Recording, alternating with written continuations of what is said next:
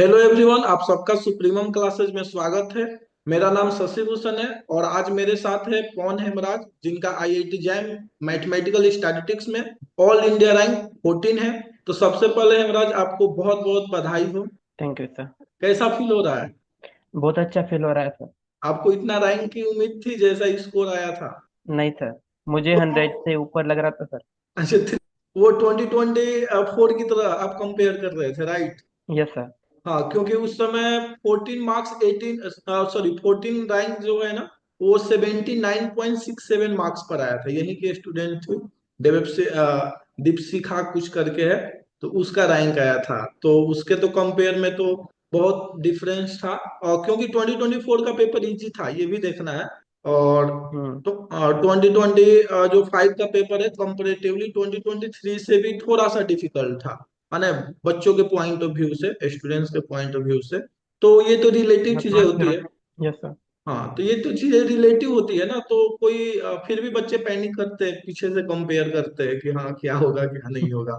तो आपको सुप्रीमम के बारे में कैसे पता चला था? मुझे यूट्यूब से पता चला था सर सुप्रीमो के बारे में। ओके, किसी यूट्यूब से। सीनियर, और किसी सीनियर ने भी सजेस्ट किया था कि यार डायरेक्ट आप यूट्यूब से आए थे? मेरे सीनियर ने सजेस्ट किया था सर। आपके कॉलेज के थे या कहीं और से? नहीं सर, मेरे भाई के दोस्त था वो। Okay okay okay. आप ना मेनली ये बताइए कि आपने कंसेप्ट का रिवीजन किस तरीके से किया?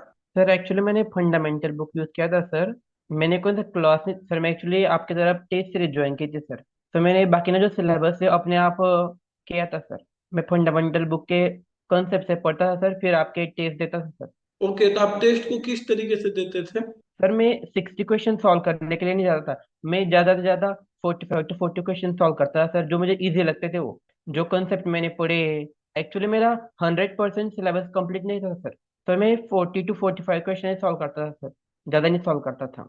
जो मुझे आते थे वो। और जो टॉपिक इजी थे सर, वो ही मैंने किए थे। मेरा मैथमेटिक्स इतना अच्छा नहीं था सर, तो मैंने स्टैटिस्टिक्स अच्छा किया था सर। और कुछ? No sir. तो आप जो टेस्ट में गलतियां करते थे, आप उसको किस तरीके से मीन्स रिवाइज करते थे या उसको सही करने की कोशिश करते थे? सर मैं उसे ग्रुप में डिस्कस करता था सर। मेरे जो फ्रेंड थे, उनसे पूछता था कि मैंने क्या गलती की है और इसे कैसे सुधारा जा सकता है।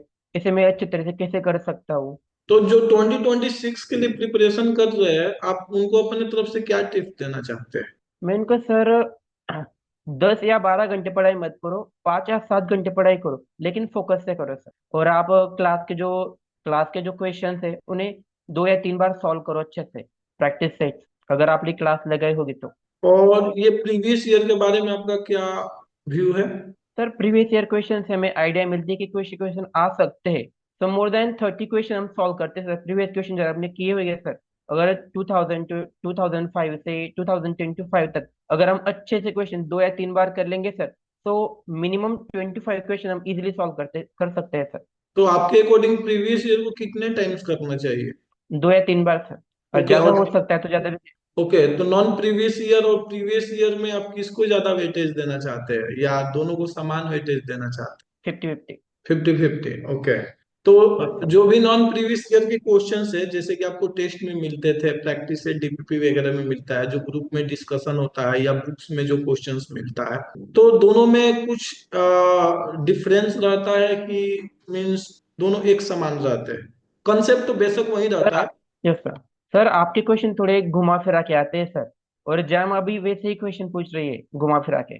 तो हमारे टेस्ट और जैम के पेपर में काफी सिमिलरिटी है, राइट? यस सर, आपके टेस्ट बहुत ही बेनिफिशियली है।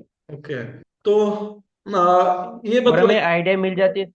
हाँ हाँ, बोलिए। बोलिए। और हमें आइडिया मिल जाती है सर कि हमें 60 क्वेश्चन तो सॉल्व नहीं करने होते, लेकिन 40 to 45 क्वेश्चन कौन से हमें सॉल्व करने हैं, ये आपके टेस्ट से आइडिया मिलते हैं सर। किसी भी स्टूडेंट्स के लिए लास्ट 30 डेज, लास्ट 45 डेज या लास्ट 50 डेज बहुत क्रूसियल होता है, और बहुत सारे स्टूडेंट्स के मन में ये कंफ्यूजन होता है कि हम इस पीरियड में क्या करें। तो आपने क्या किया था? सर मैंने लास्ट 10 डेज जो है सर, वो तो मैंने सिर्फ आराम किया था। और जो बाकी 20 डेज पहले के, उसे मैंने थोड़ी सी रिवीजन की थी और प्रैक्टिस सेट सॉल्व किए थे sir. Miss previous year question other exam के, जैम के नहीं सर, और जो नेट वालों के किए थे सर, मैंने आईएसए वालों के, आईएसएस वालों के। और बाकी कंसेप्ट के लिए मीन्स कौन से सर? इन सब कंसेप्ट उस समय में क्या बुक जो आपने नोट्स बनाया था, तो आप उस चीज को वापस से देखते थे कि केवल क्वेश्चन क्वेश्चन करते थे? नो सर, मैंने कौन से नोट्स बनाए नहीं है सर। मैं सिर्फ क्वेश्चन सॉल्व करता था सर, जैसे जैसे ग्रुप में क्वेश्चन आते थे सर, नवीन नवीन वैसे क्वेश्चन मैं सॉल्व करता था सर। ओके। तो ये जो लास्ट के 10 डेज होते हैं, इसमें आपने एक नहीं होता है कि हम एग्जाम कैसे देंगे, पेपर इजी रहेगा तो हम ऐसे प्रोसीड करेंगे, पेपर मॉडरेट रहेगा तो ऐसे प्रोसीड करेंगे, पेपर डिफिकल्ट रहेगा तो इस तरीके से प्रोसीड करेंगे, जैसे कि मैं ग्रुप में हमेशा बोलते रहता था ऑडियो मैसेज के थ्रू।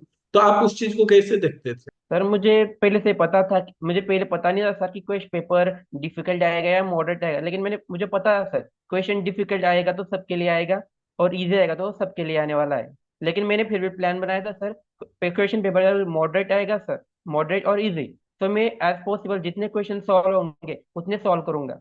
और पेपर अगर डिफिकल्ट आएगा तो मैं 30 to 35 क्वेश्चन सॉल्व करूंगा सर, और वो भी करेक्ट सॉल्व करूंगा विथ एक्यूरेसी जो आएंगे वो। तो इस आप एग्जाम में मैंने 28 to 30 क्वेश्चन सॉल्व किए सर थे।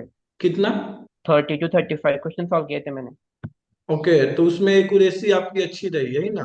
Yes sir. ओके। तो आपका बहुत बहुत धन्यवाद कि आप आए और अपना एक्सपीरियंस शेयर किए, इससे काफी लोगों को काफी हेल्प मिलेगी। तो एक बार फिर से आपको बहुत बहुत बधाई हो and best of luck for your future. Thank you sir.